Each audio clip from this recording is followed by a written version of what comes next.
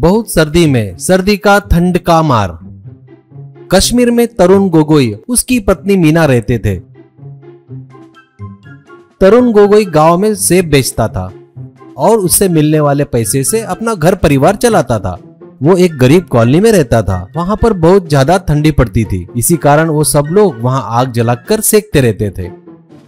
ऐसे ही एक दिन उसके यहाँ उसका भांजा मुकुल और उसकी पत्नी नैना आए। तरुण उनकी अच्छी मेहमान नवाजी कर रहा था।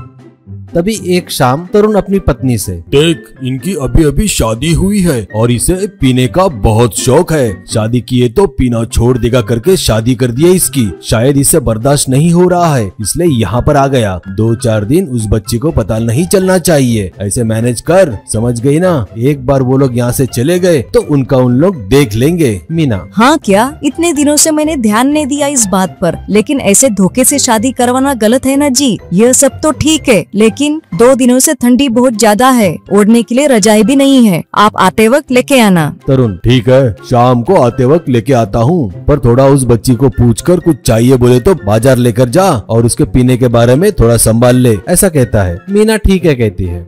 ऐसे ही एक दिन मुकुल नजदीक के बार में जाकर फुल शराब पी लेता है।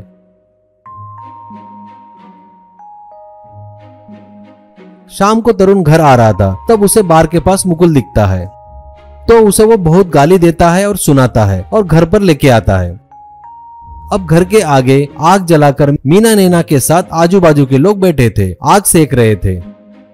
ये देख मुकुल, कब से आप लोग इस जगह पर रह रहे हो? तुम लोग बहुत कमजोर हो क्या? मुझे देखो, कितने दिन हो गए यहाँ आकर, 2-3 दिन हो गए ना। और देखो, स्वेटर भी नहीं पहना, सिर्फ शर्ट पर हूँ, शर्ट पर। और आप लोग स्वेटर पहनकर भी थरथर थरथर कांप रहे हो। मैं अभी भी ये शर्ट उतार कर इस ठंडी में घूम सकता हूँ, इतना स्ट्रॉन्ग हूँ मैं, समझे क्या तुम लोग? ऐसा कहता है। ये सुनकर तरुण, अच्छा बेटा, तुझे बहुत ज्यादा चढ़ गई है। देख, तेरी पत्नी तुझे कैसी देख रही है। अच्छा है हमारे कॉलोनी में किसी को पीने का शौक नहीं। तू ऐसी हरकतें करके अपना कचरा मत कर, कहकर मुकुल को जबरदस्ती अंदर लेके जाता है।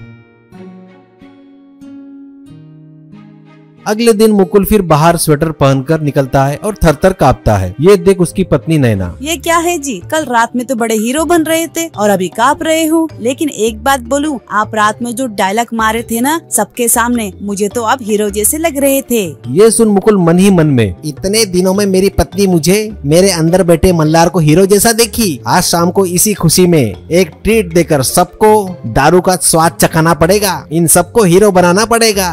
उसी दिन शाम को मुकुल वाइन शॉप जाकर शराब खरीदता है और कुछ मजा की बोतल खरीदकर घर आता है। अब अपनी पत्नी के साथ मिलकर एक गुंडी में माजा जूस डालता है और चुपकर उसमें शराब मिला देता है और उस जूस को आजू बाजू वाले सभी को बांट देता है।